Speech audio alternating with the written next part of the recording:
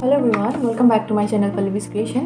আজি মই অন্য এটা ভিডিঅ'ৰ সৈতে আপোনালোকৰ ওচৰত আহিছোঁ। আজি হৈছে 6 তাৰিখ আৰু মই ভিডিঅ'টো কেতিয়া দিওঁ একচুৱেলি ক'ব পৰা নাই। আজিও দিব পাৰোঁ, নহ'লে অহাকালিও দিব পাৰোঁ। আৰু যোৱাকালি আছিলে 5 তাৰিখ, এইটো আছিলে মোৰ বাৰ্থডে।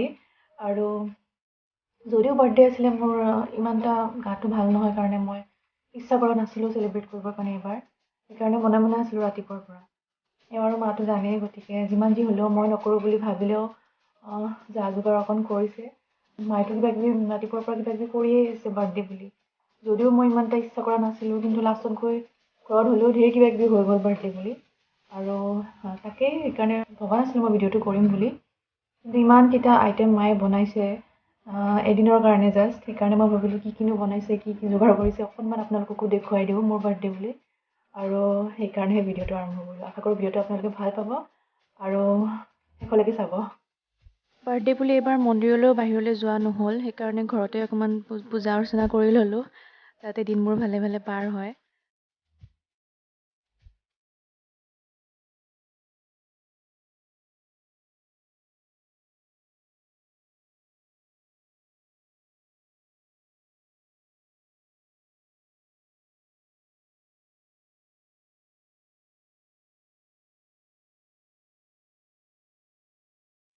আৰু এইপিনে মায়ে পায়সৰ যা যোগাৰ কৰি আছে, অলপ অলপ পায়স বনাইছে।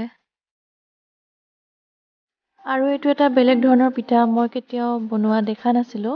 এয়া আলু পিটিকা আৰু এইখিনি হৈছে চিৰা ভিজাই যেতিয়া ভিজি যায় তাৰপিছত এইখিনি গুড়ি কৰি লৈছে এনেকুৱাকৈ। তাৰপিছত এইখিনি আটা বা ময়দাৰ লগত ভালদৰে মাৰি ল'ব। এইখিনি কাম মায়ে কৰি আছিলে, মই মাজতে গৈ পালোঁ কাৰণে ভিডিঅ'টো কৰি দিলোঁ। তাৰপিছতে এয়া লাহে লাহে এই তিনিওটা বস্তু মিক্স কৰি ল'ব, অকণমান পানী দি দি তেতিয়াহে ভালদৰে মিক্স হৈ যাব। আৰু কিমান সময়লৈকে হ'ব লাগে, কেনেকুৱা হ'ব লাগে মই দেখুৱাম বাৰু, চাই থাককচোন। ইয়াতে অকণমান আলু আৰু অকণমান চিৰাৰ গুড়ি এৰিছে, কাৰণ অকণমান বেছি হ'ব যেন লাগিছিলে সেইকাৰণে। তাৰপিছত বাকীখিনি এনেকৈ মাৰি লৈছে। তাৰপিছতে আৰু এইখিনি ভালদৰে মাৰিবলৈ অকণমান ৰিফাইন তেলো মায়ে ব্যৱহাৰ কৰিছে, এইখিনি মই ভিডিঅ'ত ল'ব নহ'ল। তাৰপিছত কেৰাহী এখন বহাই দি তাত ৰিফাইন তেল দিছে। ৰিফাইন তেলত এইখিনি এটা শ্বেপ দি লৈ ধুনীয়াকৈ ভাজিব লাগিব। আৰু শ্বেপটো হ'ব ঠিক এনেকুৱা, আৰু এইকেইটা শ্বেপকেইটা বনাই লৈ উঠাৰ পিছত ধুনীয়াকৈ ভাজিলে হৈ যাব। আৰু গেছৰ এইটো মূৰে আছে, এয়া মানে গুড় মিঠাইটো জুলীয়া কৰি লৈছে, যাতে এইকেইটা ভাজি হোৱাৰ পিছত ইয়াৰ পৰা উঠাই আনি ইয়াতে মিঠাটো লাগিবৰ কাৰণে ইয়াতে পেলাই দিব। তাৰপিছত মিঠাটো আহি যাব। আৰু এইকেইটা ৰঙচুৱা হোৱালৈকে ভাজি থাকিব লাগিব। তাৰপিছত ইয়াৰ পৰা উঠাই আনি মিঠাইখিনিৰ ওপৰত দি দিলে মিঠাটো আহি যাব। আৰু অলপ দেৰিকৈ খাবলৈ হৈ যাব একদম ৰেডি।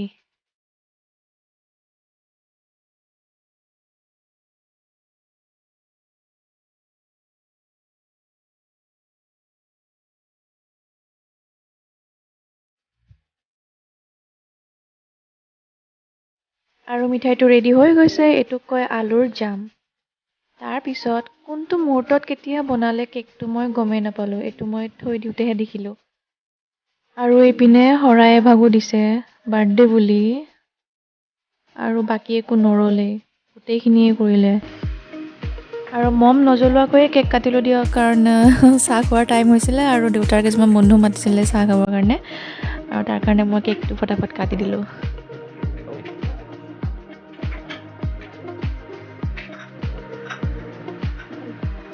কিবা জমনি ওলাল দেই, জমনি ওলাল। তাৰপিছতে কেক খোৱাৰ পৰম্পৰাটো ৰক্ষা হ'ল পিছে।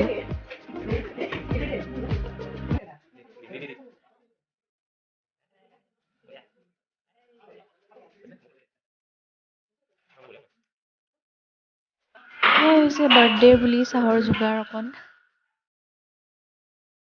এয়া হৈছে পায়স, আৰু গোটেইখিনি আগত লৈছোঁ, এতিয়া বহিম আৰু খাম।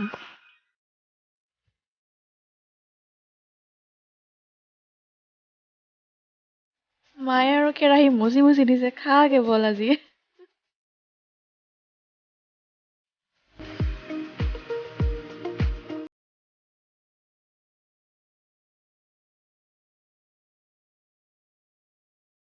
আৰু এয়া প্ৰসাদৰ লগত দিয়া আঙুৰৰ যিটো হেৰি আছিলে, ষ্টেম আছিলে, সেইখিনি খুলি লৈছোঁ ৰ'ব, মই কিবা এটা কৰিব পাৰোঁ নেকি চাম।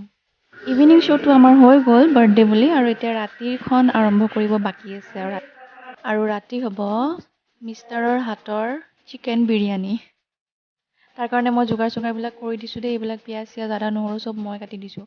পিঁয়াজখিনি তেওঁ কাটিছে, মই বাকলি গুচাই দিছোঁ। বাকী চব তেওঁ নিজে কৰিছে। আৰু তেওঁ যেতিয়া ৰান্ধে কোনো তাতে ৰান্ধিব যাব নোৱাৰে। যোগাৰখিনি খালী কৰি দিব লাগে, কিন্তু বাকী চব তেওঁ নিজে কৰে। এয়া তেওঁ পোনপ্ৰথমে ৰিফাইন তেলত আদা নহৰু আৰু বিলাহীখিনি দি অকণমান নিমখো দিছে ইয়াতে। এইখিনি দিয়াৰ পিছত পেষ্ট কৰি ল'ব, ঠাণ্ডা হ'ব দিব, তাৰপিছত পেষ্ট কৰি ল'ব। এইপিনে কাটি আছে মান ধনিয়া, আৰু তাৰপিছত এইখিনি অলমষ্ট হৈ গৈছে। এইখিনি এতিয়া নমাই থ'ব, থোৱাৰ পিছত ঠাণ্ডা হ'ব দিব। তাৰপিছত এইখিনি মই পেষ্ট কৰি দিম। তাৰপিছত অকণমান তেল দিছে, তাৰপিছতে অকণমান হালধি আৰু লাল মিৰ্চ পাউডাৰ দিছে। তাৰপিছত চিকেনখিনি দি মেলি মিডিয়াম ফ্লেমত 10 মিনিট ভাজি লৈছে। তাৰপিছত এইখিনি আকৌ নমাই থৈছে, আৰু তাৰপিছত মই ইপিনে চাউলখিনি ধুই ৰেডি কৰি থৈ দিছোঁ। আৰু ইপিনে এওঁ বিৰিয়ানীত যিটো পিঁয়াজ দিয়ে, সেই পিঁয়াজটো ভাজিছে। সৰু সৰুকৈ কাটিব লাগে পিঁয়াজটো, অকণমান নিমখ দি ভাজিছে অকণমান ৰঙচুৱা হোৱালৈকে। তাত থকা বিলাহীখিনি এক্সট্ৰাকৈ উলিয়াই দিছে, কাৰণ বিলাহী কম হ'ব বুলি ভাবি আৰু এটা দিছিলে। ইপিনে মই বিলাহীখিনি পেষ্ট কৰি দিলোঁ।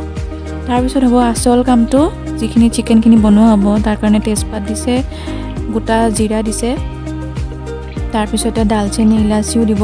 আৰু এই বিৰিয়ানী বনোৱা প্ৰচেছটো যে ইমান দীঘল প্ৰচেছ, মই হ'লে নোৱাৰিলোঁহেঁতেন অকলে।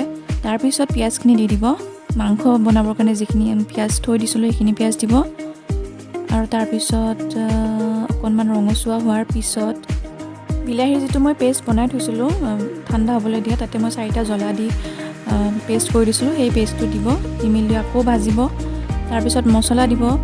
মছলাৰ ভিতৰত এয়া দিলে হালধি, প্ৰথমতে হালধি দিলে। তাৰপিছত দিব ধনিয়া পাউডাৰ 1.5 চামুচমান দিছে।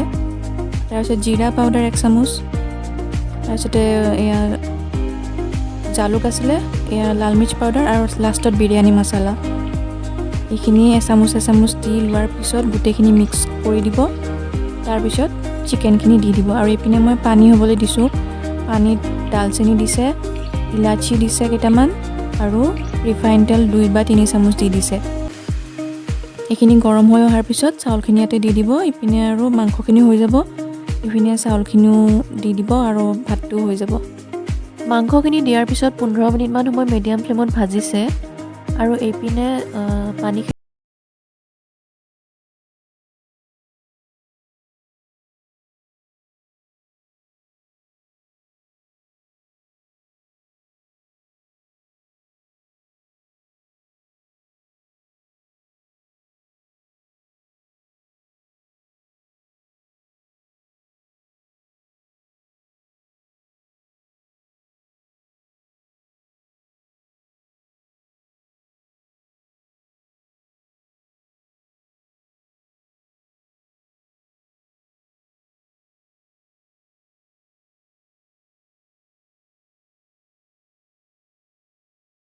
নিমখটো থাকে।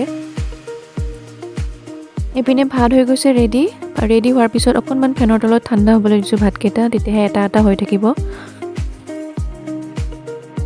মাংসৰ একদম শেষত মান ধনিয়াখিনি দিছে, যাতে এটা ধুনীয়া গোন্ধ আহে। বিৰিয়ানী সজাব মাংস আৰু ভাত একদম ৰেডি হৈ গৈছে, আৰু ভিডিঅ'ত দেখুৱাৰ দৰে তেনেদৰে সজাব এতিয়া। আৰু তাৰ মাজতে এটা মছলা দিছে, সেইটো হৈছে বিৰিয়ানী মছলা, আৰু সেইটো দিলে স্মেলটো ধুনীয়া আহে।